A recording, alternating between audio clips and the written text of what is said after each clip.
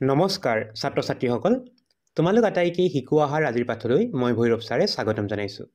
আজি আমি আলোচনা কৰিম সপ্তম শ্ৰেণী গণিতৰ অখণ্ড সংখ্যা পাঠৰে অনুশীলনী 1.3 থকা 5 নম্বৰ 6 নম্বৰ আৰু 7 নম্বৰ এই প্ৰশ্ন তিনিটাৰ আজি আমি সমাধান কৰিবলৈ শিকিম।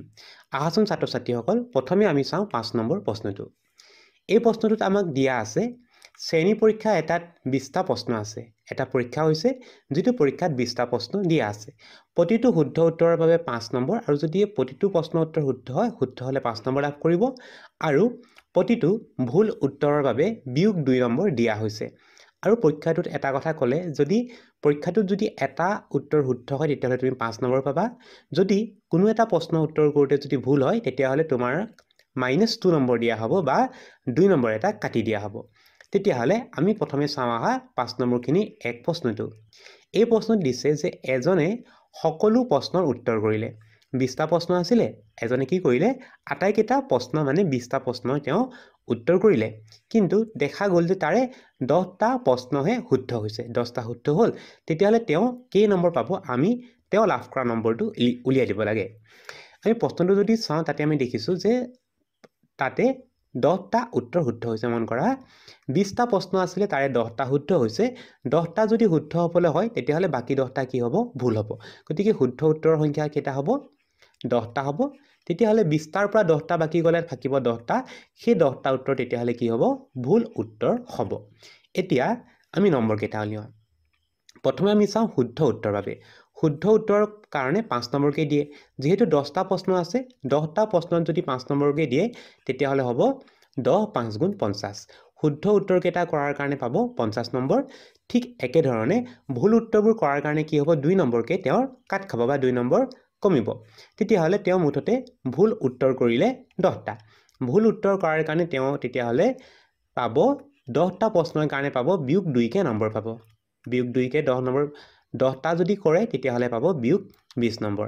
আকৌ চাই লোৱা 10টা শুদ্ধৰ কাৰণে 5 নম্বৰকৈ পালে হ'ব 50 নম্বৰ। আকৌ ভুল উত্তৰ কৰিলে 10টা আৰু সেই 10টাৰো তেওঁ যদি এটা প্ৰশ্নত বিয়োগ 2কৈ পায় তেতিয়াহ'লে মুঠতে নম্বৰ পাব বিয়োগ 2। এতিয়া তেতিয়াহ'লে মুঠতে তেওঁ কিমান নম্বৰ পাব? কিমান নম্বৰ পাব জানিবৰ কাৰণে আমি ইয়াতে শুদ্ধকেইটাৰ কাৰণে পায় 50 নম্বৰ, গতিকে 50 ল'লোঁ। ভুলকেইটাৰ কাৰণে 20 নম্বৰ এটা আমি কাটি দিব লাগিব। মুঠতে পাইছিলে 50, তাৰপিছতে ভুলকেইটাৰ কাৰণে 20 নম্বৰ কাটি দিম। 50ৰ পৰা যদি 20টো গুচি যায়গৈ তেতিয়া উত্তৰটো হ'ব 30। তেতিয়াহ'লে কেই নম্বৰ লাভ কৰিব?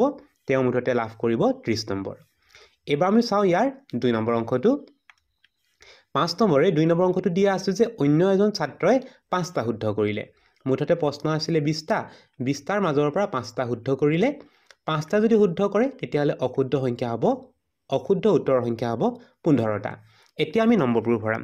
নম্বৰৰ ক্ষেত্ৰত আমি কি কৰিম শুদ্ধৰ কাৰণে 5 নম্বৰ ভৰাম। শুদ্ধৰ কাৰণে যদি 5 নম্বৰ পায় মুঠতে 5টা প্ৰশ্ন কৰিলে 5টাত 5কৈ 5 5 গুণ পাব 25 নম্বৰ। এবাৰ আমি চাম অশুদ্ধ।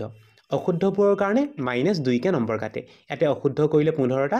15টা অশুদ্ধ কৰাৰ কাৰণে আমি -2কৈ নম্বৰ দিব লাগিব। তেতিয়াহ'লে আমি পাম 2 15 গুণ 30 আৰু প্লাছে মাইনাছে হয় মাইনাছ। আমি দেখিলোঁ যে শুদ্ধ উত্তৰৰ কাৰণে পায় 25 নম্বৰ আৰু ভুল উত্তৰৰ কাৰণে পায় বিয়োগ 30 নম্বৰ। মুঠতে কেই নম্বৰ পায় জানিবৰ কাৰণে আমি যিমানকেইটা শুদ্ধ হৈছিলে শুদ্ধৰ কাৰণে পোৱা 25 নম্বৰৰ পৰা ভুল হোৱাৰ কাৰণে কাটিব লগা 30টো আমি বিয়োগ কৰি দিম। বিয়োগ কৰিলে আমি উত্তৰটো পাম বিয়োগ 5 নম্বৰ। তেতিয়াহ'লে 2 নম্বৰ ক্ষেত্ৰত তেওঁ লাভ কৰা নম্বৰ হ'ব বিয়োগ 5। এইবাৰ আমি চাওঁ আহা 6 নম্বৰ প্ৰশ্নটো। এই প্ৰশ্নটো দিয়া আছে এটা পৰীক্ষাত প্ৰতিটো শুদ্ধৰ বাবে শুদ্ধ উত্তৰৰ বাবে 5 নম্বৰ আৰু অশুদ্ধ উত্তৰৰ কাৰণে বিয়োগ 2 নম্বৰ দিয়া হৈছে। তেতিয়াহ'লে প্ৰথমে ক'লে সুমন নামৰ এজন ছাত্ৰৰ কথা ক'লে যিজন ছাত্ৰই তেওঁ পালে 16টা শুদ্ধ কৰিলে। 16টা শুদ্ধ কৰিলে আৰু নম্বৰ পালে 64। তেতিয়াহ'লে আমি কি কৰিব লাগে তেওঁ কেইটা ভুল উত্তৰ কৰিলে, কেইটা উত্তৰ তেওঁ ভুলকৈ কৰিলে সেই ভুল উত্তৰৰ সংখ্যাটো আমি উলিয়াব লাগে। আহা আমি প্ৰশ্নটো চাওঁ। ইয়াতে আমি গম পাই আছোঁ যে তেওঁ 16টা কেনেকৈ কৰিলে শুদ্ধ উত্তৰ কৰিলে। তেওঁ কৰা শুদ্ধ উত্তৰৰ সংখ্যা হৈছে 16টা আৰু এটা শুদ্ধৰ কাৰণে পায় 5 নম্বৰ। তেতিয়াহ'লে মুঠতে কেই নম্বৰ পাব? মুঠতে পোৱা নম্বৰ হ'ব 5 পূৰণ 16। 5ৰ লগত যদি 16 পূৰণ কৰোঁ 5 16 গুণ হ'ব 80। তেতিয়াহ'লে শুদ্ধ উত্তৰৰ কাৰণে নম্বৰ পাব 80। তাৰপিছতে আকৌ প্ৰশ্নটোত আমি গম পালোঁ যে ছাত্ৰজনে কিন্তু 80 নম্বৰ পোৱা নাই, ছাত্ৰজনে পাইছে, সুমনে পাইছে 64 নম্বৰ। গতিকে অশুদ্ধ উত্তৰৰ বাবে কিমান নম্বৰ লাভ কৰিলে জানিবৰ কাৰণে আমি মুঠতে যিটো নম্বৰ আছে 64 তাৰ পৰা আমি শুদ্ধ কাৰণে যিটো নম্বৰ পাইছিলে সেইটো হৈছে 80, 80টো আমি বিয়োগ কৰি দিম। মুঠতে কিমান হয় 64 হয়, 64ৰ পৰা আমি শুদ্ধৰ কাৰণে পোৱা যিটো 80 নম্বৰ আছিলে সেইটো আমি বিয়োগ কৰি দিব লাগিব। 64ৰ পৰা যদি 80 বিয়োগ কৰোঁ, ইয়াতে আমি দেখিলোঁ যে 80 সংখ্যাটো ডাঙৰ হয়, গতিকে আমি বিয়োগটো কৰিব লাগিব 80ৰ পৰা 64 বিয়োগ কৰিব লাগিব। 80ৰ পৰা 64 যদি বিয়োগ কৰা হয় তেতিয়া হ'ব 16 নম্বৰ। আমি পালোঁ 16 নম্বৰ, আৰু ডাঙৰ সংখ্যাটোৰ আগত বিয়োগ চিন থকাৰ কাৰণে আমি লিখিব লাগিব বিয়োগ 16। এতিয়া তেওঁ কৰা ভুল উত্তৰ জানিবৰ কাৰণে আমি কি কৰিব লাগিব, ভুলৰ কাৰণে পোৱা যিটো নম্বৰ আছিলে সেই নম্বৰটোক আমি এটা ভুল উত্তৰৰ কাৰণে পোৱা নম্বৰ যিটো হৈছে বিয়োগ 2, বিয়োগ 2ৰে হৰণ কৰি দিব লাগিব। আমি দেখিলোঁ যে অশুদ্ধ বা ভুল উত্তৰৰ কাৰণে মুঠতে পাইছে বিয়োগ 16 নম্বৰ। সেই 16 নম্বৰটোক বা মুঠতে পোৱা 16 নম্বৰৰ পৰা আমি এটা ভুলৰ কাৰণে যিটো নম্বৰ আছে বিয়োগ 2ৰে হৰণ কৰি দিম, তেতিয়া উত্তৰটো হ'ব 8। তেতিয়াহ'লে ভুল উত্তৰৰ সংখ্যাটো হ'ব 8টা। এইবাৰ আমি চাব লাগিব 2 নম্বৰৰ ক্ষেত্ৰত দিয়া আছে জয়াৰ কথা। জয়াই মুঠতে 6টা উত্তৰ শুদ্ধকৈ কৰিলে। শুদ্ধ উত্তৰ কৰিলে 6টা, আৰু 6টা শুদ্ধকৈ কৰাৰ কাৰণে তাই নম্বৰ পাব 6 5 গুণ 30 নম্বৰ তেওঁ লাভ কৰিব। কিন্তু প্ৰশ্নটোত ক'লে যে তেওঁ লাভ কৰিছে -6 নম্বৰ। তেতিয়াহ'লে অশুদ্ধ অংককেইটা কৰোঁতে বা অশুদ্ধকৈ কৰাৰ কাৰণে তেওঁ কেই নম্বৰ পাইছে আমি চাব লাগিব। ইয়াতে আমি দেখিলোঁ মুঠতে পাইছে তাই 6 নম্বৰ, গতিকে আমি বিয়োগ 6 লিখি ল'লোঁ। তাৰ পৰা আমি বিয়োগ কৰি দিব লাগিব যোগ অংককেইটা, মানে শুদ্ধকৈ কৰাৰ কাৰণে পোৱা নম্বৰ যিটো হৈছে বিয়োগ 30। আমি কি কৰিব লাগে, বিয়োগ কৰিব লাগে, গতিকে আমি বিয়োগ চিন এটা দি আমি যোগ মানে শুদ্ধ উত্তৰকেইটা কৰাৰ কাৰণে যিটো নম্বৰ পাইছিলে 30টো বিয়োগ কৰি দিব লাগিব। তেতিয়াহ'লে আমি পাম বিয়োগ 36। তেতিয়াহ'লে অশুদ্ধ উত্তৰৰ কাৰণে নম্বৰ পালে বিয়োগ 36।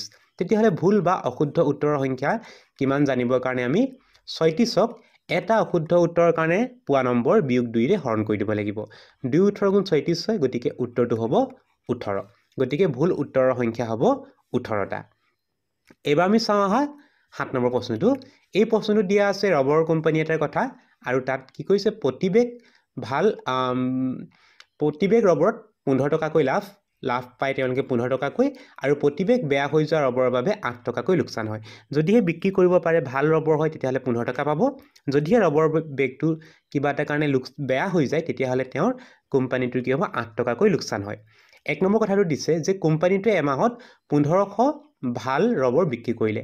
ভাল ৰবৰৰ বেগ বিক্ৰী কৰিলে তেওঁলোকে 1500টা, গতিকে 1500টা ৰবৰৰ বেগ যদি বিক্ৰী কৰে, ভাল ৰবৰৰ বেগবোৰ বিক্ৰী কৰি কেইটকা পালে জানিবৰ কাৰণে আমি মুঠতে বেগৰ সংখ্যাৰ লগত এটা বেগ বিক্ৰী কৰি পোৱা 15টো আমি পূৰণ কৰি দিব লাগিব। 15 গুণ 225 হ'ব, তাৰ লগত আমি 0 দুটা লগাই দিব লাগিব। তেতিয়াহ'লে আমি দেখিলোঁ যে ভাল ৰবৰবোৰ বিক্ৰী কৰিলে তেওঁ পায় 22,500 টকা। এইবাৰ আমি যাম বেয়া ৰবৰবোৰৰ ক্ষেত্ৰত। বেয়া ৰবৰৰ বেগ কেইটা বিক্ৰী কৰিলে 500টা বেয়া ৰবৰৰ বেগ বিক্ৰী কৰিলে, গতিকে বেয়া ৰবৰৰ বেগ হৈছে 500টা, আৰু বেয়া ৰবৰৰ বেগৰ কাৰণে হোৱা লোকচান জানিবৰ কাৰণে আমি কৰিব লাগিব 500 পূৰণ এটা ৰবৰৰ বেগত 8 টকা লোকচান হয়, গতিকে বিয়োগ আমি কৰিব লাগিব 8, বা তোমালোকে এইটো নতুবা মাত্ৰ 8 লিখিলেও হ'ব। যদি 8 লিখা তেতিয়াহ'লে পাম 5 8 গুণ 40, 4 0 0 0। আমি দেখিলোঁ যে ভাল ৰবৰৰ বেগ বিক্ৰী কৰিলে তেওঁ পায় 22,500 টকা, আৰু বেয়া ৰবৰৰ বেগবোৰ বিক্ৰী কৰিলে পায় 4,000 টকা। এতিয়া আমি কৰিম লাভ বা লোকচান কি হ'ব। আমি যদি চাওঁ দেখিলোঁ যে ভাল ৰবৰ বিক্ৰী কৰি তেওঁ 22,000 টকা পাইছে, আৰু বেয়া ৰবৰ বিক্ৰী কৰিলে তেওঁ 4,000 টকা লোকচান হৈছে। গতিকে এই গোটেই প্ৰক্ৰিয়াটো তেওঁলোকৰ কি হৈছে, লাভ হৈছে, গতিকে লোকচান শব্দটো আমি কাটি দিলোঁ। তেওঁৰ মুঠতে লাভ কেইটকা হয় জানিবৰ কাৰণে আমি কি কৰিব লাগিব, ভাল ৰবৰৰ বেগবোৰ বিক্ৰী কৰি যিমান পালে 22,500 টকা পালে, তাৰ পৰা আমি বেয়া ৰবৰ বেগ বিক্ৰী কৰি পোৱা 4,000টো বিয়োগ কৰি দিম।